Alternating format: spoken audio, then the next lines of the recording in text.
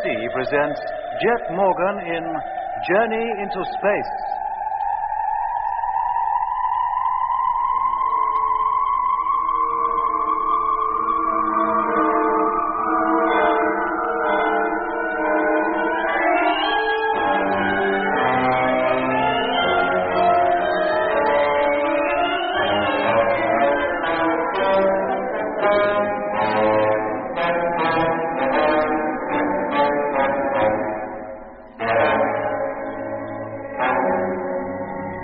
In October 1971, 6 months after they had left the launching base on the moon, 2 ships of the Mars Space Fleet landed on the southern ice cap of the Red Planet, leaving the remaining freighters to continue encircling it in free orbit. That same afternoon, Jet, our captain, and Mitch, chief engineer, stepped onto the surface of Mars for the first time. Then, without warning, when the 2 men were more than 1,000 yards from the Discovery, a thick fog enveloped them. The ship's landing light was switched on in the hope that it would serve as a beacon. And in spite of Lemmy's protests as to their position as checked by radio fixes, Jet and Mitch declared they could see the light. But a few seconds later, it was clear that whatever light they were following, it was not that of the flagship. Lemmy, listen. Huh? That noise. Can't you hear it? Yes. That's the same noise we heard just as we was coming into land. The noise Jet said caused him to... Jet, can you hear me? Jet! Leave me alone, Doc. Can't you see I'm tired? Tired? What do you mean? I want to sleep, but it's war. Jet, it's not tiredness that makes you feel sleepy. It's the cold. I must lie down. I must lie down. No, Jet, don't. For heaven's sakes, don't lie down. Oh, sleep. It is a gentle thing, beloved from pole to pole. Aye? If you ask me, you're up the pole. Jet, do you hear me? Don't go to sleep. And Mitch, what about Mitch? Is he asleep and all? Sleep that knits up the raveled sleeve of care. A nice time to start knitting. What's he talking about? Jet, listen to me. You're nowhere near the ship. There is no orange light. You must find your way back. Do you hear? Jet, do you hear me? He's not answering. He must be asleep already. They both must be. If they are, Lemmy, out there in that bitter cold, it'll be the end of both of them. Then we'd better go out and look for him. That's what I intend doing. Frank should have one of the transport trucks over here within 45 minutes. Keep calling Jet on the radio, will you? Yeah. Meanwhile, I'll get my suit on and be all ready for Frank when he comes. Hello, flagship. Number 1 calling. Hello, Frank. Lemmy here. Truck's all ready. Will you send me a direction signal, Lemmy? Fog's still as thick as pea soup over here. Yes, mate. DF transmitter on. You better check your own set before you start moving. We don't want to lose you and all. Any reply from Jet yet? No, Frank. All right, Lemmy. I'll call you just as soon as I'm in the truck. Right. Did you hear all that, Doc? Yes, Lemmy. Let's hope Jet and Mitch are still where they were when we last heard from them. If they've wandered further away, our chances of finding them are pretty slim. Okay, Doc, I'll let you out now. Thanks, Lemmy. Main door. Contact.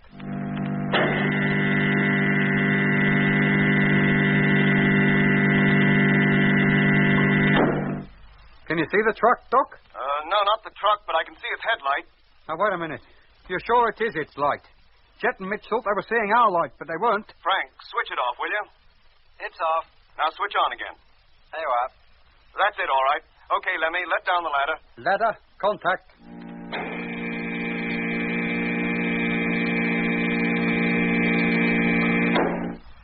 About to descend to ground. Touching down now. Now making my way over to the truck. The airlock's open, Doc. You can step straight in. Thanks, Frank, but I'll ride outside. Start her up and let's get going. Right. Here we go. Good luck, boys. Thanks, Lemmy. We'll need it. Hello, Lemmy. Yes, Doc. How are we doing? Well, the latest fix puts you half a mile northwest of number 1, bearing 226 degrees. Then we must be pretty close to where they were when we last heard from them. And slow down, Frank. We don't want to risk running over them. What's visibility like out there? About 10 yards, Lemmy. The fog seems to be a lot thinner over here. Well, it's still as thick as it ever was over here. And it seems to be getting dark. And hey, Doc, hadn't you better get inside that truck? I'm not cold yet, Lemmy. Well, you watch it, boy. We don't want you to freeze. If it gets too cold, I'll slip into the airlock and warm up. I say, Doc, the fog's definitely thinning. Headlights shining way ahead now. So I can see. Hey, Frank, hold it. Stop. Stop the truck. Project the light down a little. Right. That's it. See, there, directly in front of us. Yes, it's them. All in a heap on the ground. I'll go on ahead, Frank. You come as quickly as you can make it. Hey, Lemmy, are you listening? We found them. Yes, Doc. I heard you. Nearly up to them now. Hey, Mitch, can you hear me? This is Matthews. Jet. Well, Doc. Oh, they don't reply, Lemmy. They just lie here, motionless. Frank, come on out. Be right with you, Doc. Just leaving the airlock. Doc, do you think they're frozen? Oh, I don't think the temperature has dropped far enough for that yet. Right, Doc. Here I am. Good. Help me get them into the truck, Frank. There's room in the cargo section. They'll be comfortable enough there until we can get them back to the ship. Yes. So we'll take Mitch first. And go easy, Frank. We mustn't damage his suit.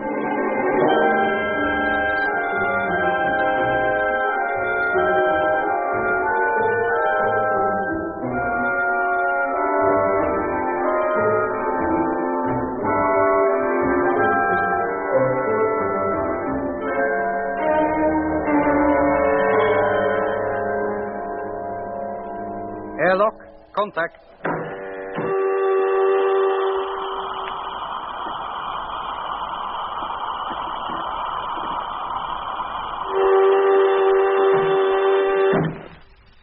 Thanks, Lemmy. Now give me a hand with Jet, will you? Help me get him over to his bunk. Sure, Doc. That's it. Now, lay him down gently. Yeah. Fine. I'll get his suit off while you give Frank a hand with Mitch. Yes, Doc. All right, Frank, boy. Over here. Blimey, these suits feel chilly, don't they? And look at the condensation on them. It's cold out there, Lemmy. Darn cold, and it'll stay that way until the sun rises again. Easy does it. That's it. Now, will you take his suit off, or will I? You got those hot drinks Doc told you to have ready? Of course I have. Well, then you better get them, Lemmy. I'll deal with Jet's suit. Right. I expect you could do with a drink yourself, couldn't you? I certainly could, but let's tend to Jet and Mitch first. Here you are, Doc. Thanks, Lemmy. Just put them down, will you? And leave them in the vacuum flask. Don't pour them yet. How are they, Doc? To me, they just seem to be asleep. Can't you wake them up? No, Lemmy, I can't. And until their temperature gets back to normal, I'm not even going to attempt to. Is it that low, then? Yes. Lower than I could possibly have imagined. Go on. Then, aren't they likely to have frostbite or something? Strangely enough, except for the drop in body temperature and the deep sleep that's overtaken them, there seems to be nothing wrong. It's the case of Whittaker all over again. How do you mean? Oh, Frank here will know what I mean. Me, Doc? Yes, Frank. Remember less than a week after we took off on this trip how you woke to find Whittaker apparently asleep on his feet? Oh, will I ever forget it? Well, he was impossible to wake, too. It was hours before he came round. When he did, it was in his own good time and not because of anything I'd been able to do for him. I remember now, his temperature was abnormally low. As low as Jet's and Mitch's? Oh, no, Lemmy, not quite. But it might well have been. It was a couple of hours before I got to him. And by then, his temperature could have well started to arise again. And it continued to do so until it reached normal, and he woke up. Just as though he'd had nothing more than a good night's sleep. Yeah. And Jet and Mitch seem to be behaving in just the same way. Well, Doc, they've been out in the cold. People's temperatures do drop, and they do get sleepy when they've been exposed to severe cold. Yes, Lemmy, but it wasn't that severe. Then why did they go into that stupor? Why did they collapse out there on the ice? If I knew the answers to those questions, Lemmy, I'd be glad to give them to you. But only Jet and Mitch know exactly what happened out there, and until they wake up, we can only guess at the truth.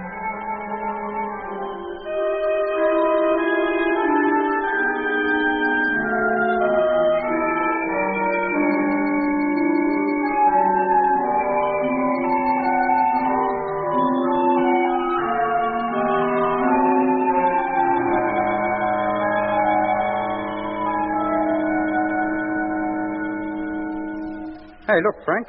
The fog's gone. It's as clear as crystal outside now. I wonder what caused it to come up so quick.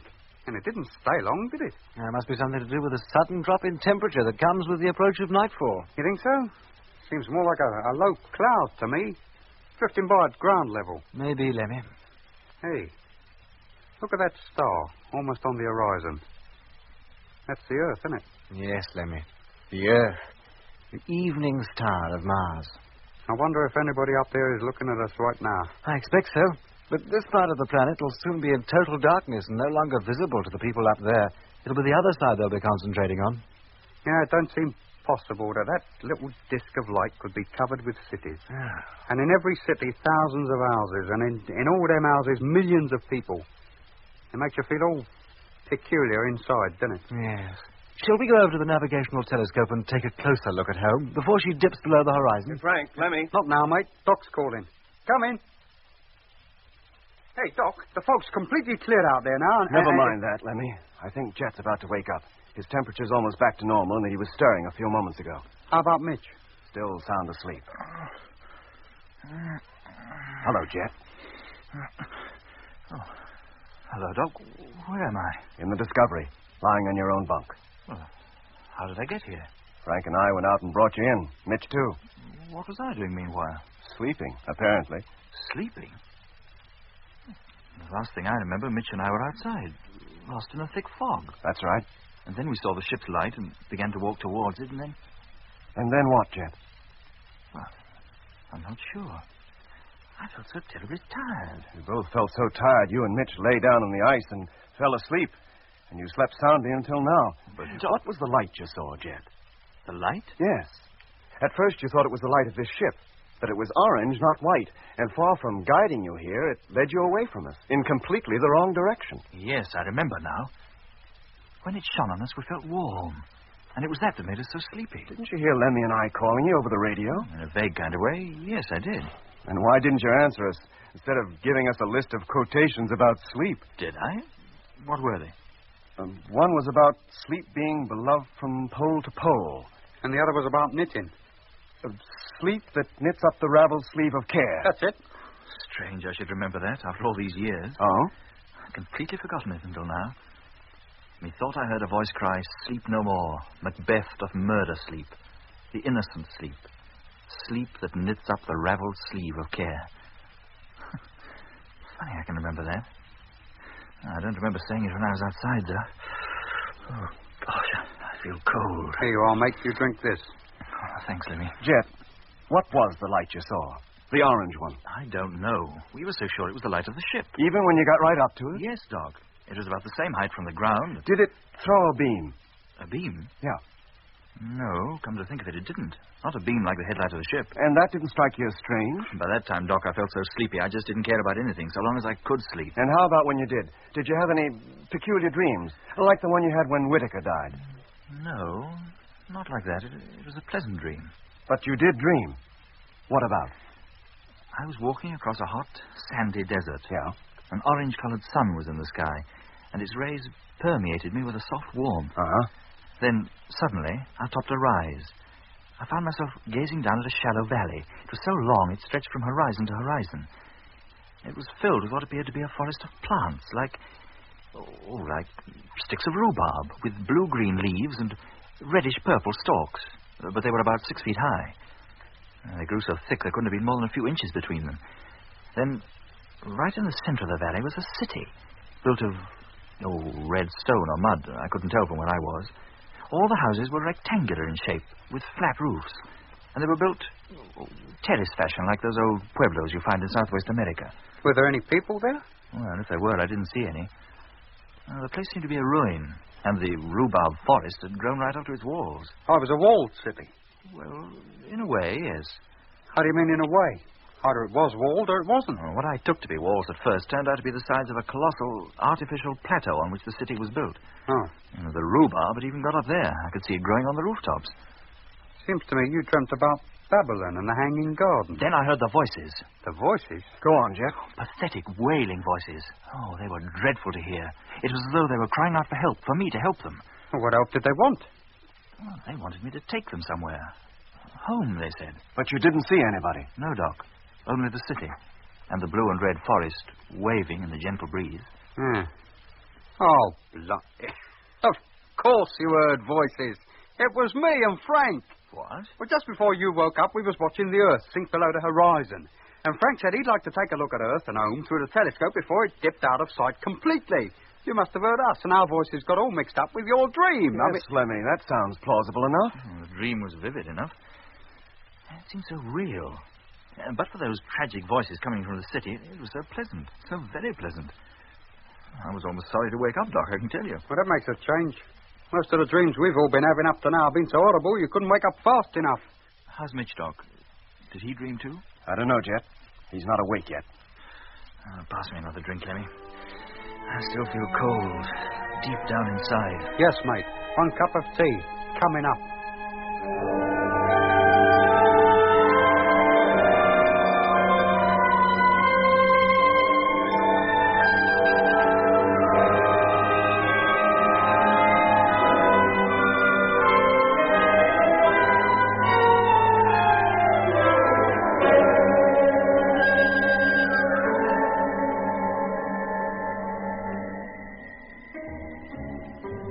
awoke from a dreamless sleep half an hour later.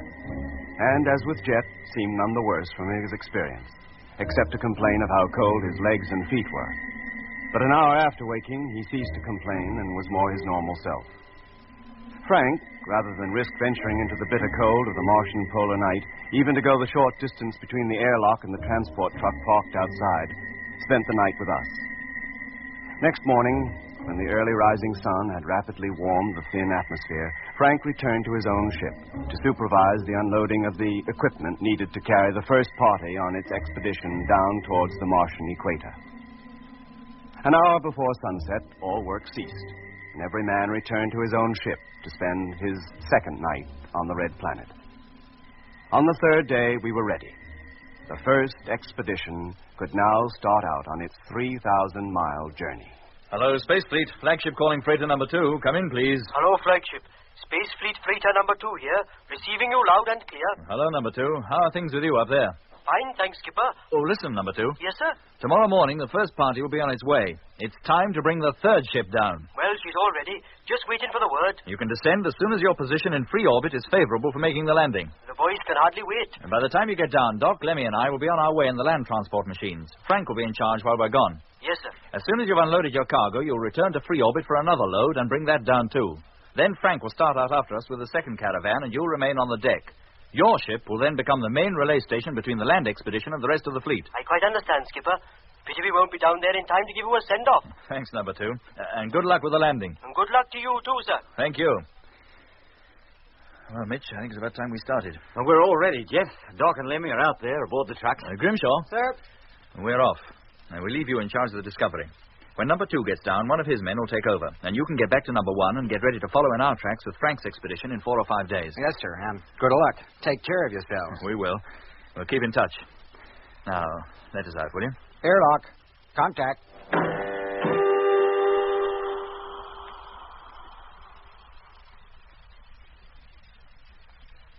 Hello, Lemmy. Let me in, will you? Right.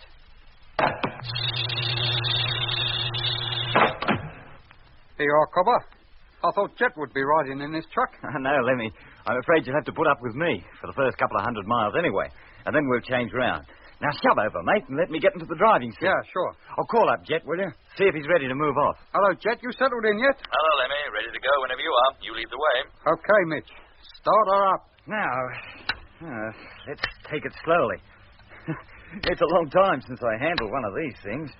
Let's see. Now, that's it. Now, power. Well, all okay in the motor department.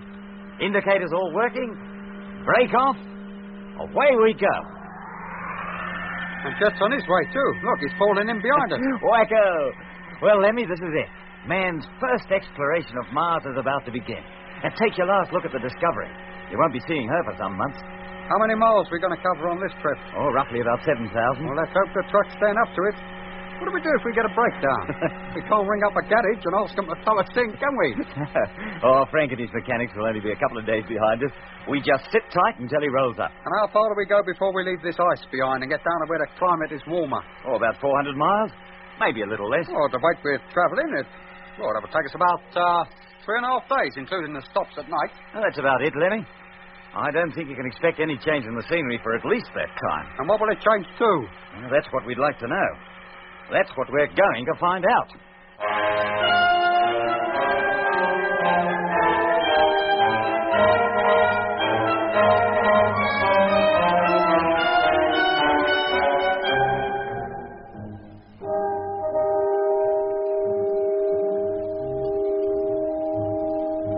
And so we set out across the glaring white wastelands of the South Polar ice cap towards the warmer climes of the temperate zone nearer the equator. The gray transport trucks, looking almost black against the gleaming white of the ice, resembled 2 lines of beetles slowly wending their way across a barrel of flour.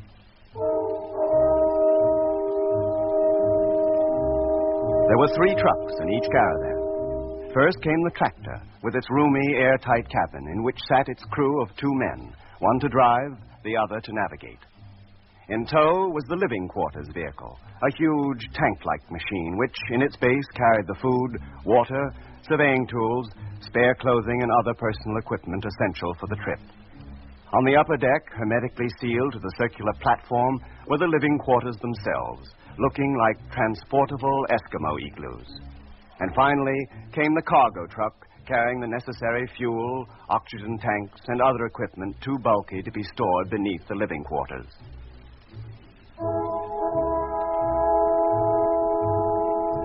Soon the two great spaceships had been left far behind, until finally they disappeared from view over the horizon, and all contact with them, except by radio, was gone. We were alone, just the four of us, two in each caravan, slowly plowing our way across the great white desert. That first day, we covered 160 miles. At sunset, we stopped the trucks and prepared to bed down for the night. Darkness fell, and with it came the bitter cold of the Martian night.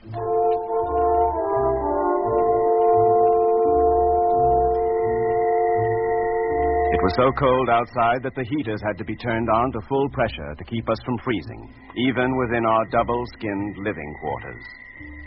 All night, the two caravans stood under the black, diamond-studded sky while we slept.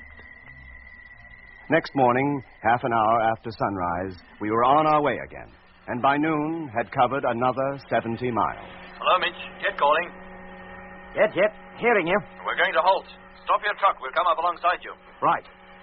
What's up, Mitch? Something wrong? Not that I'm aware of, Lemmy. We'll stop here for food. Food?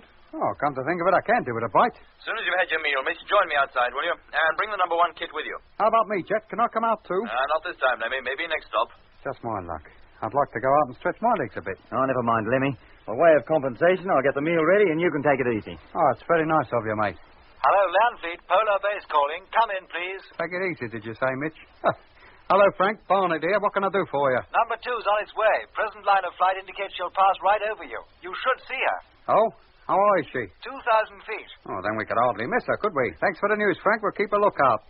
Hello, Jet. Lemmy here. Just had a call from base. Yes, Lemmy, I heard it. You want to talk to number 2? I can hook you up. No, Lemmy, not now. I'll talk to him after he's landed. Right.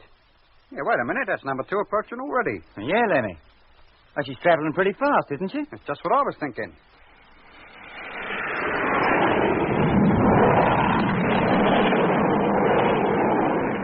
Blimey. Oh, over us like a streak of lightning. Happy landings, boys, and keep your noses in at night. It's perishing cold down here. Hello, Jet. Number 2 was pretty low and traveling fast, too. Yes, Mitch. I suppose she's all right. Oh, they got plenty of time to slow down to landing speed before they get to base. Tell Lemmy to keep in contact and let me know when number 2 touches down. Right. Okay, Lemmy, let me in, will you? Yes, mate.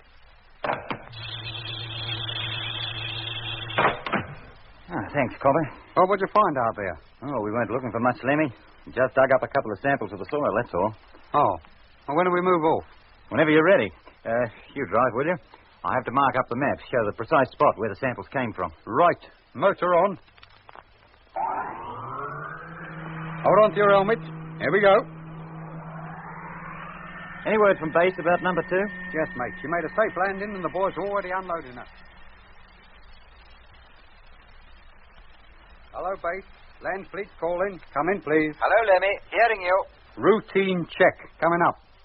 I've now been travelling 2.5 days and have covered 327 miles. Have now stopped for midday meal. Will continue journey northwards within 1 hour. Check. How about you? You got anything to report? Number 2 is on his way down with the second load of supplies. Should be landing within 2 hours, and the ship should pass right over you again. When do you start out after us, Frank? Shouldn't be long now. Pretty well everything we need is already loaded in our trucks, and the tractor's all hooked up. As soon as number 2 gets down again, we'll transfer the final load, and with luck, we'll start out at dawn tomorrow. Good show, mate. We'll keep a lookout for number 2. And let you know as soon as we sight her. Thanks, Lemmy. Hear from you later, then. Yes, mate.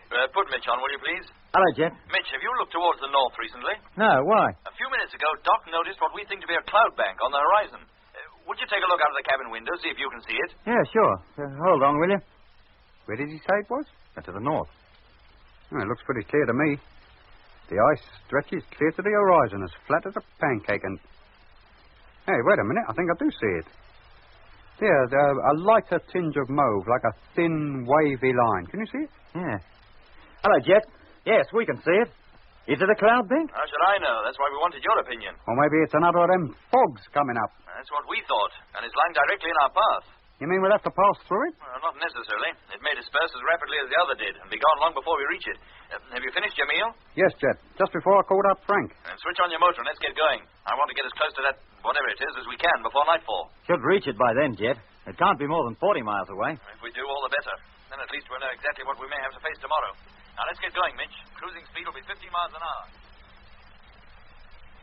Hello, Landry. Polar Base calling. Come in, please. Hello, Frank. What's the panic? Hook me up to Jet, Lemmy. There's trouble. Hang on a minute, boy. Hello, Jet. Frank's calling. There's something wrong up at base. Hello, Frank. Jet here. What's up? It's number 2, Skipper. She's in difficulties. We were thinking it was about time she passed over us. What's wrong? I wish I knew. I was in radio contact with her on the ship-to-ship system until 5 minutes ago, but now I can't get any reply to my calls. What was her position when you last heard from her? 50 miles directly north of you. Well, keep calling her, Frank. Meanwhile, I'll get Lemmy to tune into the ship-to-ship frequency. See if we can pick her up. Okay, Skipper. Switching over now. Did you hear all that, Lemmy? Yes, Jet. Just hooking you up. Hello, number 2. Polar Base calling. I've lost contact with you. Come in, please. And there's Frank calling now. Can you hear him? Yes, Lemmy, thank you. Hello, Base. Number 2 calling. Trying to contact you. And there's number 2. He's answering. But he's very faint, Lemmy. Too faint for Frank to pick up. Hello, number 2. Base calling. I've not heard from you for 7 minutes. Come in, please. He's not hearing him either. Lemmy, Yes, Jet? hook me up to the transmitter. Let's see if he can hear us. Right. Transmitter on. Hello, number 2. Land fleet calling. We are receiving your strength 2. Can you hear us? Hello, Landry. The ship, I can't control it. I'll have to make a forced landing. What's the matter with the ship? What's wrong? I don't know. I was circling to investigate a mysterious orange light. An orange light. And there's a noise. A noise? Like we heard when we made the first landing. I'll have to put it down. I'll never make base. It's the only way I can hope to save the ship. I'm so sleepy. Sleepy? Oh, blimey. Hello, number 2. You must not go to sleep. You must stay awake. Do you hear? We're almost on the deck now. About to land. She's difficult to control. Oh, my God. Hello, number 2. Hello. He must have crashed. How far north of us did Frank say she was? 50 miles. If we increase speed to 20 miles an hour, we could cover that distance before sunset. That doesn't mean we'll find her. Not before dark, anyway. But there's a chance. Yeah, and there's a chance of burning up the motors, too, with the load we're dragging behind us. That's a risk we'll have to take. If that ship is wrecked, her crew will be in dire need of help. Okay, Jet. All right, Lemmy. Turn on the juice. It's a race against time.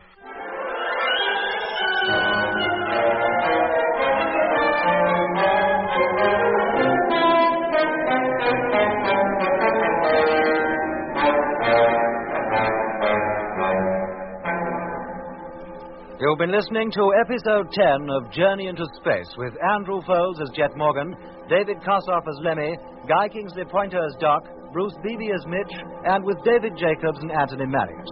The orchestra was conducted by Van Phillips, who also composed the music.